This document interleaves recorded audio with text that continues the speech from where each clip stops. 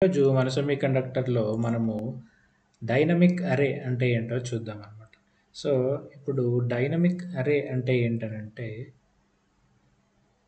మనము ముందే ఈ అర్రే సైజ్‌ని డిక్లేర్ చేయమనమాట. సో, దీన్ని సింటాక్స్ ఎలా ఉంటుందంటే, సపోజ్ ఇంట్ అర్రే అని ఇలా, ఇలా డిక్లేర్ చేసుకుంటాం అనమాట. సో, ఇక్కడ మనము సైజ్ ఎంతో మనం చెప్పమనమాట ఫిక్స్‌డ్ అర్రే లాగా. సో, దీని ప్రకారం ఏమవుతుందంటే మనకి రన్ టైమ్‌లోనే మనము దీని సైజ్‌ని డిక్లేర్ చేసుకోవచ్చు. చేంజ్ గూడా చేసుకోవచ్చు.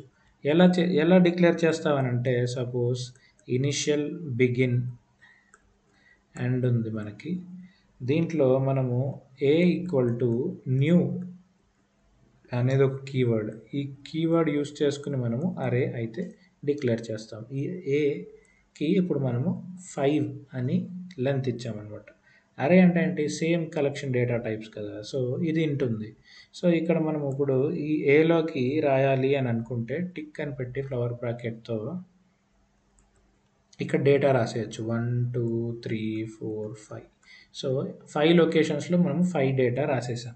సపోజ్ ఇప్పుడు మనం ఇది ప్రింట్ చేయాలనుకుంటే ఈ 5 లొకేషన్స్ మనకి ప్రింట్ అవుతాయి. అదే మనమిప్పుడు ఈ డేటాని ఈ పర్టిక్యులర్ సైజ్‌ని పెంచాలి అని అనుకుంటే ఏమవుతుంది అనంటే న్యూ ఆఫ్ 10 అని సింపుల్‌గా ఇచ్చేస్తే, ఇలా ఇచ్చేస్తే ఏమవుతుందంటే ప్రీవియస్‌గా ఉండే డేటా అంతా ఎరేజ్ అయిపోతుంది. కొత్తగా మళ్ళీ న్యూగా క్రియేట్ అవుతుంది. దీంతో అయితే.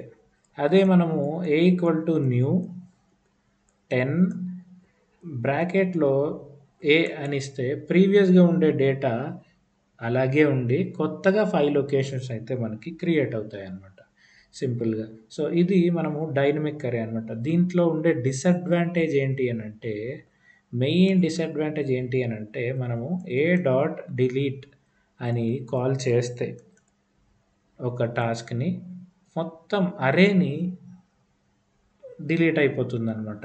ఒక్క పర్టిక్యులర్ లొకేషన్ డిలీట్ చేయాలంటే దీంట్లో అవ్వదనమాట. ఇదే డైనమిక్ అర్రే గురించి.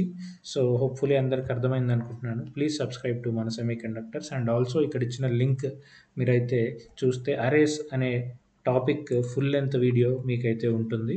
దాన్ని మీరైతే చూడొచ్చు. అన్ని టైప్స్ ఆఫ్ అరేస్ దాంట్లో అయితే ఉన్నాయి. Thank you. Please subscribe to మన సెమీకండక్టర్.